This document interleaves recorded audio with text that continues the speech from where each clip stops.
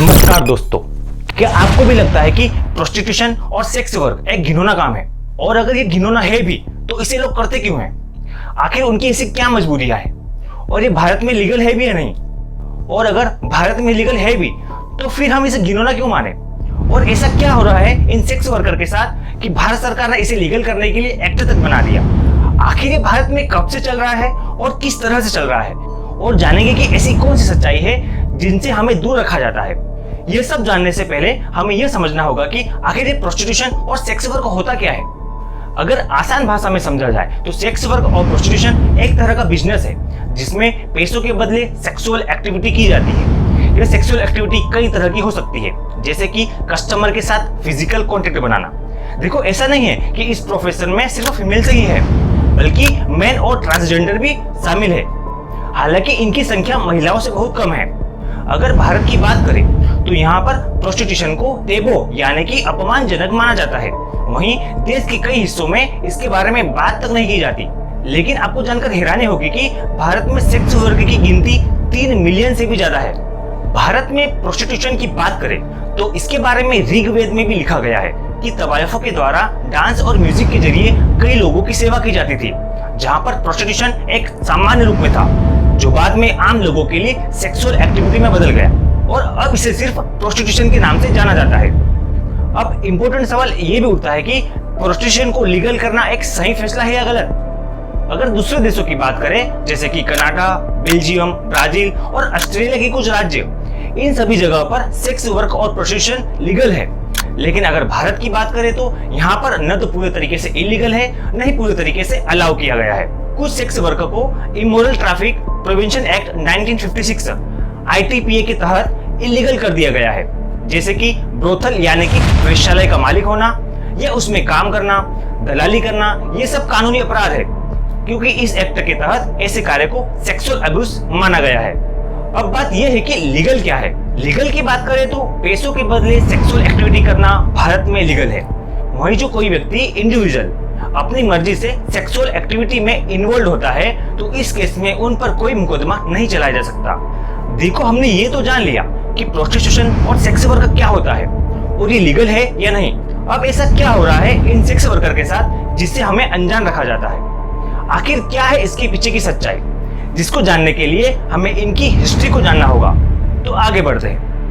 आगे जानने से पहले अगर यहाँ तक की जानकारी अच्छी लगी तो वीडियो को लाइक और चैनल को सब्सक्राइब जरूर कर लें, क्योंकि हम आप तक ऐसी जानकारी लाते रहेंगे जिससे आप अनजान हैं। तो आगे बढ़ते हैं। इंडिया में प्रोस्टिट्यूशन का इतिहास बहुत ही पुराना और कॉम्प्लेक्स है।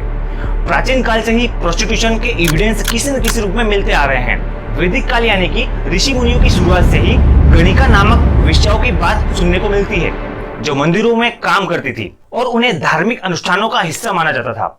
एपिक पीरियड यानी कि रामायण और महाभारत के समय में नर्तस नामक वेश्याओं का आगमन देखा गया, जो कला में और अक्सर शाही दरबारों में काम करती थी। जिसके बाद ब्रिटिश राज के दौरान यूरोपियन सोल्जर और मर्चेंट के आने के बाद प्रोस्टिट्यूशन ज्यादा मात्रा में दिखाई देने लगा और जो महिलाएं एज सेक्स वर्कर काम करती थी वह अक्सर निचली जाति की होती थी, जिन्हें अक्सर आर्थिक परिस्थिति के कारण इस पेशे में आने के लिए मजबूर किया जाता था।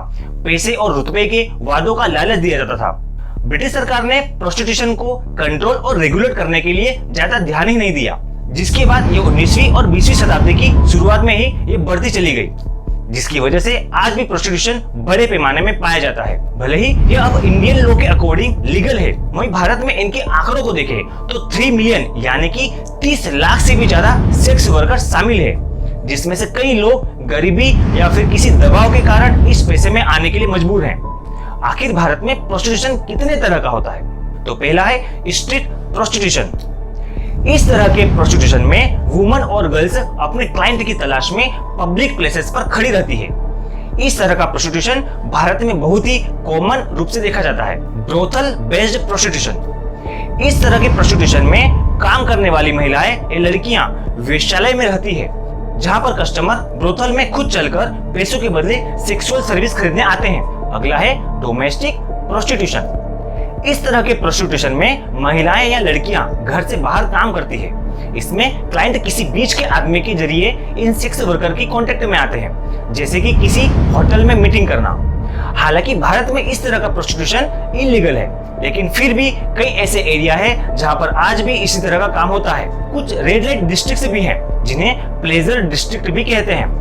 ये आमतौर पर बड़ी सिटीज जैसे कि दिल्ली, मुंबई में पाई जाती है। इस तरह के प्रोस्टिट्यूशन में लड़कियां और महिलाएं सड़कों पर क्लाइंट को ढूंढती है या फिर ब्रोथल में पाई जाती है। वहीं ऑनलाइन प्रोस्टिट्यूशन आजकल बहुत ट्रेंड में है, जहां क्लाइंट्स सोशल मीडिया और वेबसाइट के जरिए सेक्स वर्कर के कांटेक्ट में आते हैं। पेंडेमिक टाइम की वजह से अनस्किल्ड लेबर्स पर बहुत बड़ा इम्पैक्ट पड़ा। इसकी वजह से कई लोगों ने अपनी जॉब खो दी। इसकी वजह से ही कई सारी महिलाएं सेक्स वर्कर की फील्ड में अपनी फाइनेंशियल कमी को पूरा करने के लिए आ गई, जिसकी वजह से भारत को सबसे बड़े कमर्शियल सेक्स इंडस्ट्री में से एक माना जाता है। भारत की जो सेक्स इंडस्ट्री है वो मल्टी बिलियन डॉलर की है और ये बहुत ही जल्दी बढ़ती जा रही है। आखिर प्रोस्टिट्यूशन का ऐसा क्या सच है जिससे हमें दूर रखा जाता है?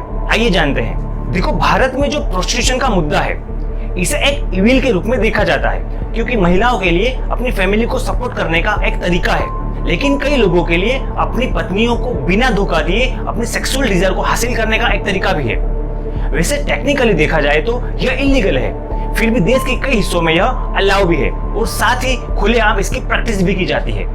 भारत में प्रोस्टिट्यूशन के पीछे कई ऐसे सच है जिनसे हम अनजान हैं, जैसे कि जो पुअर फैमिली की यंग गर्ल्स हैं उनके लिए गरीबी से बचने का एक तरीका है। प्रोस्टिट्यूशन की वजह से पैसा कमा पाते हैं और अपने परिवार का सपोर्ट कर पाते हैं। इसका एक अनकहा सच ये भी है कि बहुत सारी महिलाएं इस काम को इसलिए भी चूज करती है, न तो उनके पास कोई दूसरी जॉब होती है, किसी के पास घर तक नहीं होता और कोई आर्थिक मंदी से गुजर रहा होता है। कुल मिलाकर यही कहा जा सकता है कि जो महिलाएं हताश हो जाती है, जिनके पास दूसरा कोई ऑप्शन नहीं बचता, इसलिए उनके लिए आखिरी रास्ता होता है। ऐसा भी हो सकता है कि घर में हो रहे अपमान या फिर पति के छोड़ने के बाद अपने बच्चों का भरण पोषण करने के लिए किया हो। देखो, वजह जो भी हो, प्रोस्टिट्यूशन भारत की सच्चाई है जिससे हर साल लाखों लोग प्रभावित होते हैं। इसलिए इसमें शामिल जितने भी लोग हैं उनकी पीड़ा को समझना चाहिए, न कि उन्हें किसी गलत नजर से देखना चाहिए। इसलिए इस फील्ड की जो अनकही सच्चाई है उसे समझना भी बहुत इंपॉर्टेंट रखता है। क्या आप जानते हैं कि ज्यादातर सेक्स वर्कर्स ऐसे होते हैं जो अनएजुकेटेड है, या तो उनका सामाजिक या आर्थिक बैकग्राउंड बहुत ही कमजोर है, या तो फिर उनके पति ने उनके बच्चों के साथ उन्हें अकेले छोड़ दिया है, जिनका फ्यूचर उनकी तरह खराब ना हो, इसलिए वह इस काम में आने के लिए मजबूर है। भले ही समाज उन्हें गलत नजरिए से देखता हो, फिर भी यह उनके लिए जल्दी पैसा कमाने और अपनी फैमिली की केयर करने का आसान तरीका है।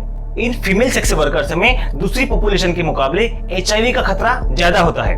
अगर इसका रीजन देखें कि इन फीमेल सेक्स वर्कर को ड्रग्स लेने की क्या जरूरत है, तो उसका कारण ये है कि इस काम में आने वाली परेशानियों को फेस करने के लिए उन्हें ड्रग यूज करना पड़ता है, और ज्यादातर देखें तो यह ड्रग्स यूज करती है ताकि वे अपना आत्मविश्वास बढ़ा सके और दूसरों के साथ निकटता बढ़ा सके। इस तरह इन सेक्स वर्कर्स को अब्यूज किया जाता है, इनका शोषण किया जाता है, क्योंकि इन्हें हमेशा डर बना रहता है कि जो भी रेगुलर क्लाइंट है या पार्टनर है उनसे अगर प्रोटेक्टेड सेक्स करने की बात की तो वह हार्म ना कर दे, उनको मारे पीटे ना।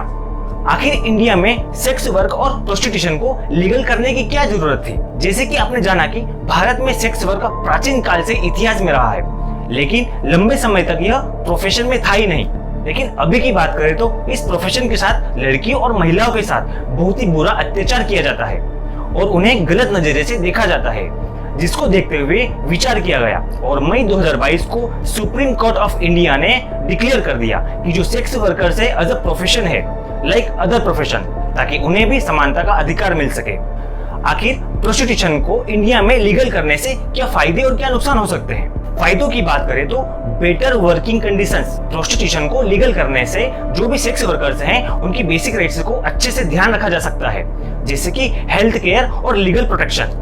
वे पुलिस हरेसमेंट के डर के बिना अपने ग्राहकों के साथ आसानी से निगोशिएट कर सकते हैं। Reduce exploitation. प्रोस्टिट्यूशन को लीगलाइज करने से जो सेक्स वर्कर के साथ शोषण होता है उसमें कमी आएगी, और वहीं सेक्स वर्कर्स बिना वायलेंस और एक्सप्लॉयटेशन के डर के अपना काम कर सकते हैं। Tax revenue. प्रोस्टिट्यूशन को लीगलाइज करने से गवर्नमेंट के लिए टैक्स रिवेन्यू का एक नया सोर्स बनेगा और उन पैसों का उपयोग फाइनेंशियल, सोशल प्रोग्राम, एजुकेशन और हेल्थ में किया जा सकता है। Reduce sexually transmitted disease.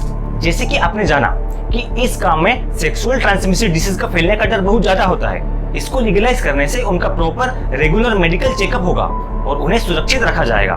Prostitution में हेल्थ का ध्यान रखना बहुत ही जरूरी है, क्योंकि इसमें अनवांटेड प्रेगनेंसी, HIV एड्स या दूसरी तरह की STIs प्रॉब्लम होती है, इनका खतरा बहुत ज्यादा होता है, इसलिए इनको आसानी से रेगुलेट किया जा सकेगा। लोगों को लगता है कि यह बहुत घिनौना काम है, इसलिए सेक्स वर्कर के साथ रेप किया जाता है, शोषण किया जाता है, सेक्सुअल असॉल्ट किया जाता है। लीगल करने से इन सब चीजों में सुधार होगा। क्या आप जानते हैं कि क्वींसलैंड एक ऐसा देश है जहां पर प्रोस्टिट्यूशन इलीगल है और वेश्यालय बंद करने की वजह से वहां पर जो रेप के मामले हैं वो 149% बढ़ गए हैं।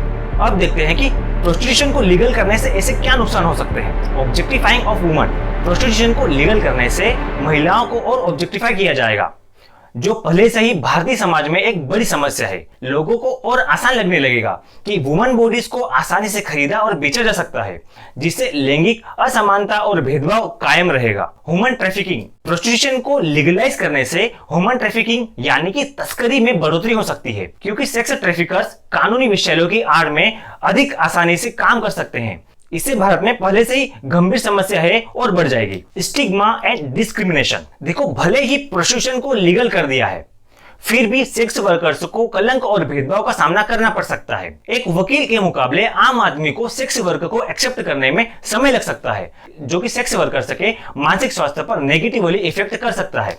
आखिर फ्यूचर के लिए इसका पॉसिबल सॉल्यूशन क्या हो सकता है? एजुकेशन और अवेयरनेस कैंपेनिंग की मदद से लोगों के मन में जो गलत भावना है, जो गलत सोच है, उसे कम किया जा सकता है।